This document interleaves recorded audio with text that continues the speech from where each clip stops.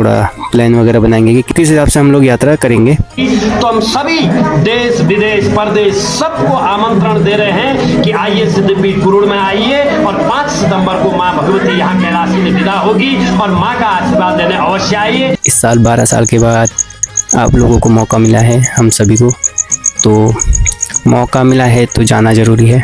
प्रयास करो कि जाने को मिल जाए। तो ये है एपिसोड नंबर 2, नंदा देवी राजजात यात्रा। तो काफ़ी लोगों का कन्फ्यूज़न है और मेरे इससे पहले वाली वीडियो में काफ़ी लोगों का अच्छा रिस्पांस रहा। काफ़ी लोगों ने मुझे मैसेज किए, DM वगैरह भी कर रखे हैं।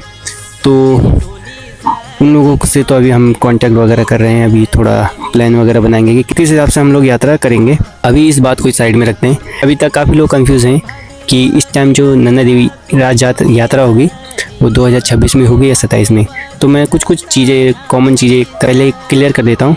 हम संपूर्ण देशवासियों को ये संदेश देना चाहते हैं कि स्वयं माँ ने अपनी यात्रा बोल दिया है कि मेरी यात्रा होगी। तो हम सभी देश विदेश परदेश सबको आमंत्रण दे रहे हैं कि आइए सिद्धपीठ कुरुड़ में आइए और 5 सितंबर को माँ भगवती यहाँ कैलाशी में विदा होगी और माँ का आशीर्वाद देने अवश्य आइए और आपकी यात्रा सफल होगी, मंगलमय होगी। और पुनः एक बार सभी को हम न्योता दे रहे हैं कि आइए सिद्धपीठ कुरुड़ में माँ भगवती के दर्शनार्थ और उस यात्रा में शामिल हुई। जो नंदा देवी यात्रा 2026 में होगी उसे कहते हैं नंदा देवी राजजात यात्रा। 2027 में जो यात्रा होगी उसे कहते हैं जात यात्रा, नंदा देवी जात यात्रा। और अभी जो नंदा देवी राजजात यात्रा होगी बड़ी वाली, वो होगी कुरुड़ गांव से, चमोली के कुरुड़ गांव से। तो ये कॉमन चीज़ है, पहले आप लोगों को क्लियर कर दिया मैंने, ठीक है। अगर ये दोनों यात्रा एक साथ होते, जैसे नंदा देवी जात यात्रा और नंदा देवी जात यात्रा, तो ये डोली एक ही जगह में मिलते और फिर वहाँ से दोनों एक साथ जाते। इस साल 12 साल के बाद आप लोगों को मौका मिला है, हम सभी को, तो मौका मिला है तो जाना ज़रूरी है। प्रयास करो कि जाने को मिल जाए तो अच्छी बात है। भले 2 दिन जाओ लेकिन समय मिल जाएगा तो बहुत अच्छी बात है और वहाँ पे डोली में शामिल हो जाओगे तो ये बहुत अच्छी बात रहेगी। और अभी भी आप लोगों को कन्फ्यूज़न हो रहा है तो आप लोग का अगले महीने सितंबर का इंतज़ार कर सकते हैं।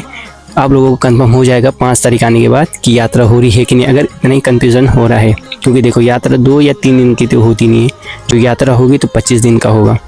तो उसमें आप लोगों को पता चल जाएगा और आपके पास इतना समय भी रहेगा कि आप अपनी जगह से, मतलब अपने सिटी से या अपने गाँव से आराम से यात्रा में शामिल हो सकते हैं, ठीक है। तो इतना कन्फ्यूज़न भी मत रखो अपने पास और इतना भी मत सोचो। यात्रा होगी तो पता चल जाएगा आप लोगों को, अगर डाउट होता है आप लोगों को अभी भी। और जो मेरे साथ यात्रा में चलना चाहते हैं तो उन लोगों से कुछ चीज़ें, कॉमन चीज़ें मैं क्लियर कर देता हूँ।